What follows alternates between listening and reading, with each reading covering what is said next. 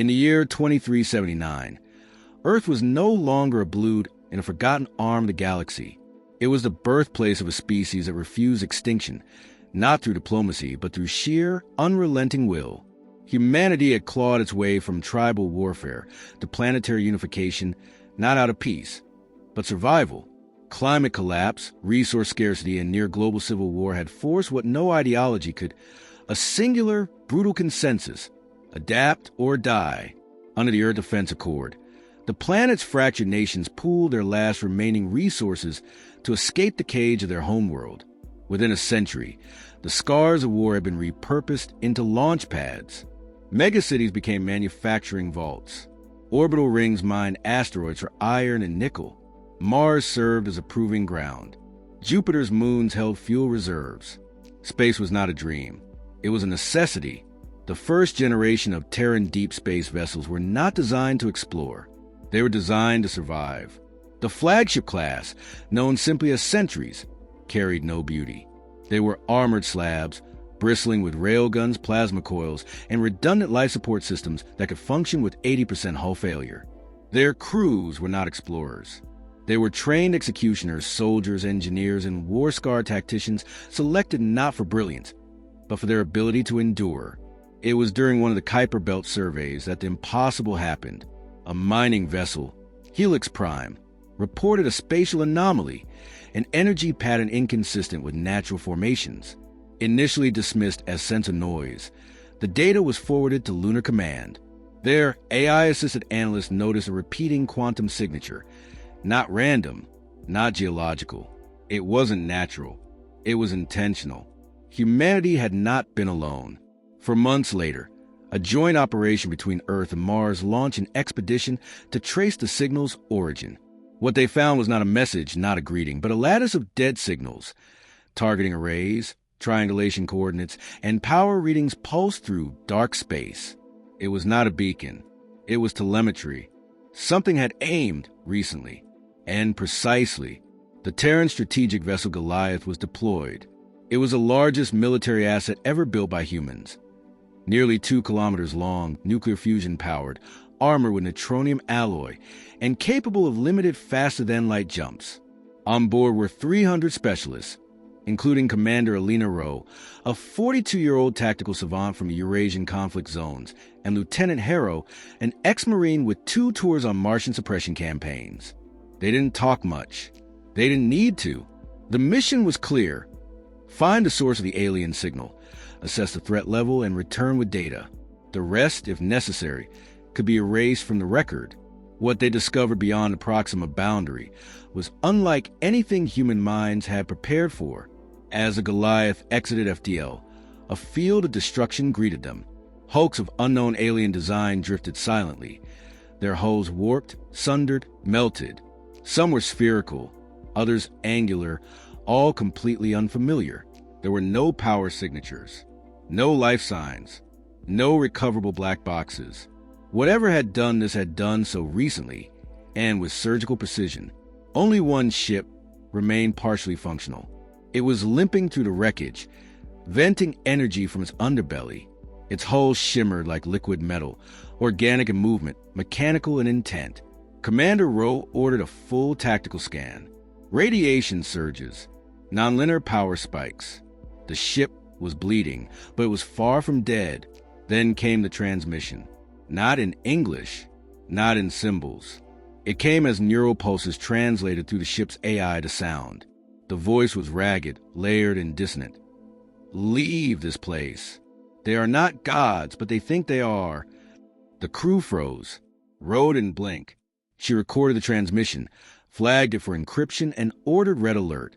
The alien vessel imploded moments later by its own will. Whether as a warning or as defiance, no one could say. What followed was silence. Deafening clinical silence. The Goliath remained in orbit for 6 hours, scanning, logging, and deploying autonomous probes. Nothing else moved. No other signals returned. Only the wreckage remained. A field of the dead, engineered by an intelligence willing to erase its own. Humanity had faced extinction before, from ice ages, pandemics, nuclear standoffs. But this was different. This was not survival against nature or its own kind. This was a confrontation with something that had already survived other species and won. Back on Earth, the data was received and immediately restricted. Only 4 members of the Global Defense Council saw the full report. The telemetry, the wreckage visuals, the voice. They watched the footage in silence, then voted. A unanimous directive followed.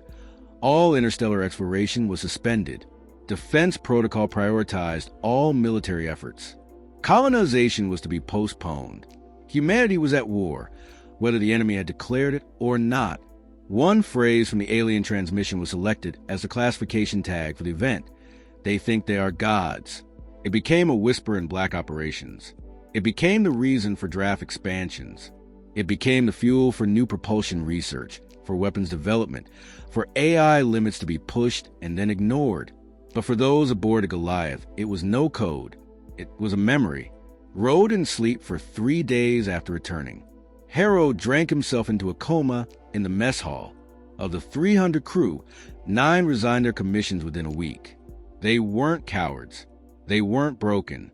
They had simply understood the truth before the rest of the species did. The universe wasn't waiting for humanity. It was hunting. They came without ceremony. No grand fleet in orbit. No emissary ship requesting communication. Just a ripple in local gravity fields near Barnard Star, followed by 5 unidentified vessels slipping into Sol-adjacent space. No IFF codes. No hails. The first one opened fire on a Terran listening post near the Oort line. The post shield lattice held for 3 seconds before vaporizing. Orbital Command didn't hesitate. A response fleet was scrambled from Titan. 3 cruisers and 1 heavy destroyer. They intercepted the alien vessels before they could reach the asteroid belt. It wasn't a battle. It was an autopsy in real time.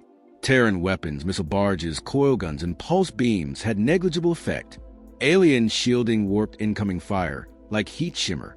In contrast, their return fire carved molten lines into Terran armor like a laser through paper. All Terran ships lost. 0 survivors. No distress beacons. Only black box fragments and 1 partial transmission. They see us, not as enemies, as a mistake. That was the final straw. Earth no longer speculated. Earth retaliated. The enemy was identified only after the second incursion. Their language wasn't language as humans knew it. It was spatial temporal data, encoded in gravitational oscillations. When translated by AI, the phrase repeated, Ixari Ascendancy, custodians of order. The Ixari didn't offer parley. They didn't recognize sovereign borders. They operated with purpose. Cleanse chaos, sterilize deviation, preserve ascendant form. They were insectoid, but that description was insufficient. Their forms were modular, biomechanical constructs with exoskeletal plating and shifting appendages, modified per cast. Each vessel was a living thing bonded with machine and controlled by a command class known only as matriarchs. Their AI was subservient, never autonomous. For them, logic was sacred. Variance was a threat. Humanity, therefore, was an abomination. TSV Goliath, now fitted with upgraded deflector plating and experimental gravity torpedoes, was redeployed under Commander Rowe. They didn't expect to win. They expected to learn. At the edge of the Sirius Expanse, Goliath met a scout ship, a Ixari Monitor-class vessel. No words exchanged. No posturing. Just war. First contact engagement logs showed something incredible.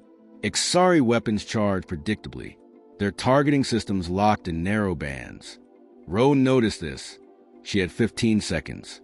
Instead of retreating, she ordered a data dump, compressed electromagnetic noise in random sequences, projected at high frequency.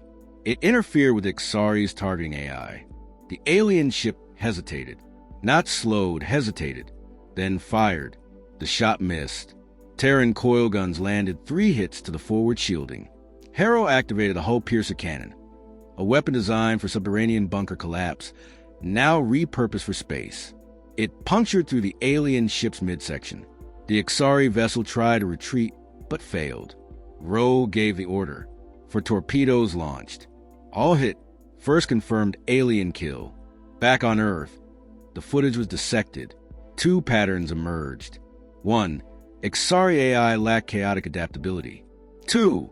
Xari systems could be deceived. They didn't account for human logic, but the Xari also learned.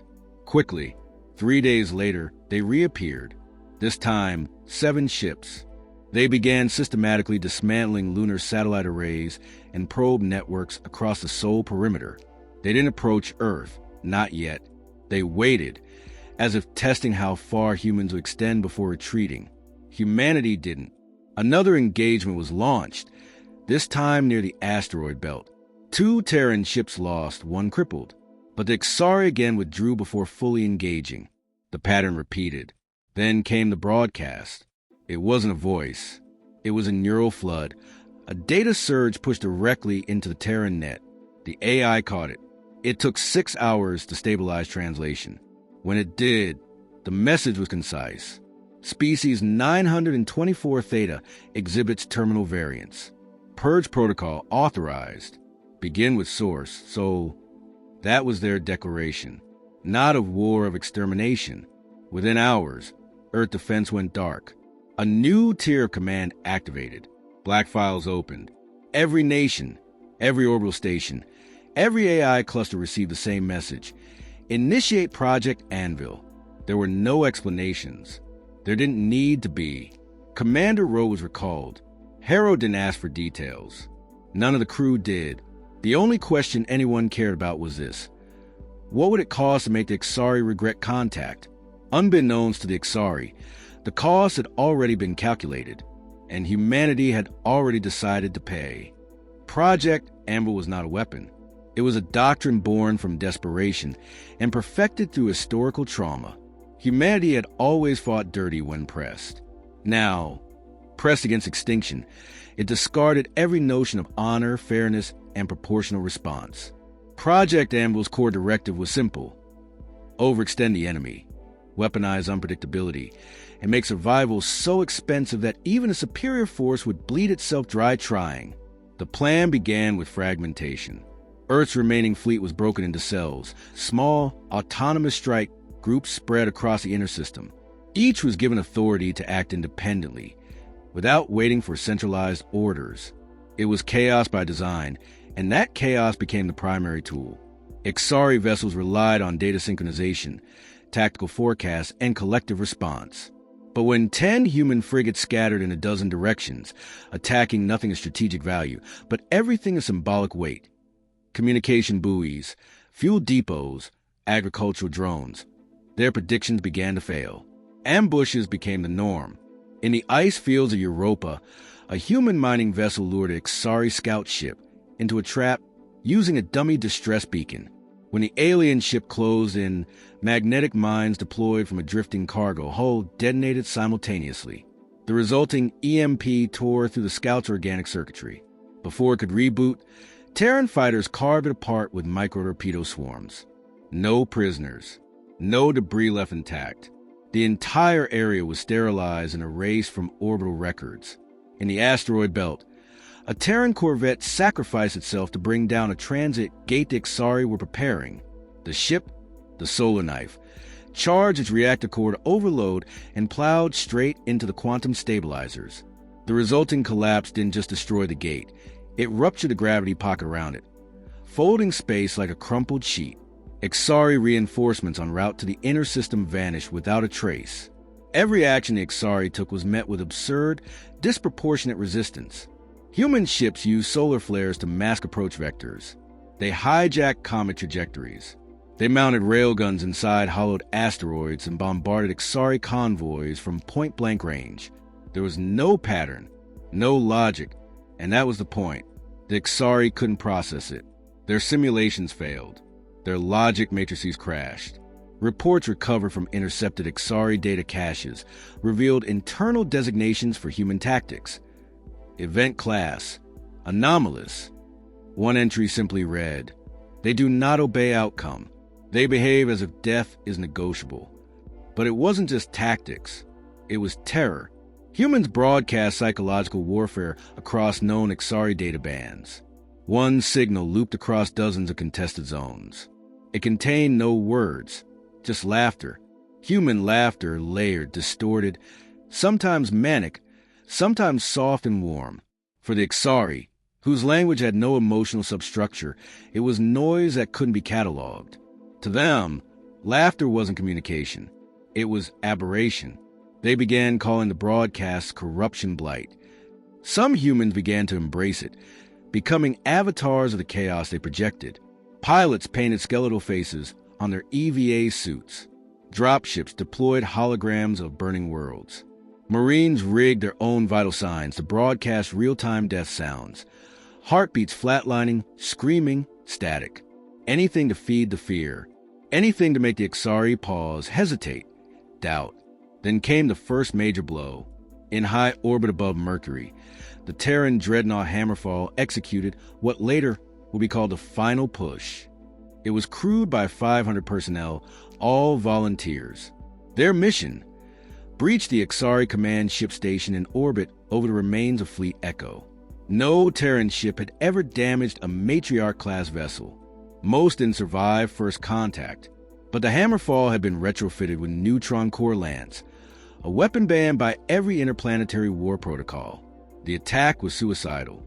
The dreadnought accelerated at max burn straight through a debris field. Shields overloaded, hull scorched, for escort ships were destroyed on approach. The Ixari responded too late. Their AI couldn't comprehend that humans would ram a capital ship with a burning, unstable neutron payload. Impact, core detonation. The explosion created a temporary gravitational anomaly that knocked out communication in 3 sectors. The Matriarch ship was gone. For the first time, a Ixari command node fell. The effect was immediate. Drone ships across the system went dark. Ixari formations faltered. Coordinated attacks ceased.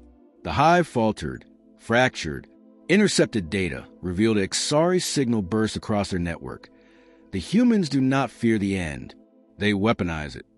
For the Ixari, who saw survival as the highest principle of intelligence, humanity's strategy was insanity. But it worked. Each lost humanity suffered was metabolized into new tactics. Each death taught a lesson, and the Ixari could not adapt quickly enough. They evolved over centuries. Humans evolved during lunch breaks, and slowly, very slowly, the tide began to turn. By the time Earth's Strategic Command had deployed its second wave fleet, the balance had already begun to shift. The Ixari, for all their technological superiority, had underestimated one crucial element in their calculus: humanity's ability to evolve faster than their assumptions. The war had become a contest of attrition, but with each alien misstep, humanity exploited their vulnerabilities with unprecedented resolve. The once vaunted Ixari military had faltered in the face of Terran unpredictability.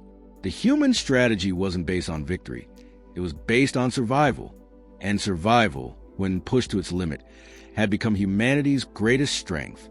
The Ixari, whose entire civilization was built around the elimination of anomalies, found themselves up against an enemy that thrived in chaos, one that could not be reasoned with or predicted. Humanity had no concept of surrender, no clear line between victory and defeat. Every moment was a new battle, and that fluidity in thought allowed them to overcome the aliens' rigid designs. This was more than just a tactical advantage. It was cultural warfare. While the Ixari saw themselves as a natural stewards of the galaxy, imposing order with each conquest, humanity viewed itself as the underdog. It had always been the underdog, and the underdog didn't play by the rules. The underdog found its way through cracks, exploited weaknesses, and used the very flaws of its enemy to win. By late 2380, the Ixari had begun to retreat. Their fleets no longer entered Sol's orbit with confidence. The occasional ship remained in the system, hiding within the asteroid belt, trying to salvage their losses. But the key strategic hubs, Luna, Mars, and Earth itself, had become fortified, each more resilient than the last. Humanity had turned every corner of their home system into an impenetrable defense, one forged by necessity and blood. Earth's war factories had begun to churn out new technology. Blockers to mask their ships from alien scanners, drones that adapted to Ixari frequencies, and quantum disruptors that severed their capacity to manipulate gravity fields. Humanity had learned quickly. With every defeat, they became more unpredictable. With every loss, they adapted. By 2382, the first human superweapon was ready. A kinetic mass driver capable of launching rocks from the moon at speeds so high that they mimicked asteroid impact force. But this was just the beginning. Humanity's next move was to take the fight to Ixari territory. The Terran fleets had learned to strike without warning, infiltrating deep into enemy-held space. With stealth drives, cloaking fields, and falsified coordinates, human ships were able to infiltrate critical Ixari infrastructure without ever being detected. The Ixari, who once thought themselves rulers of space, suddenly found their resources targeted in the dead of night.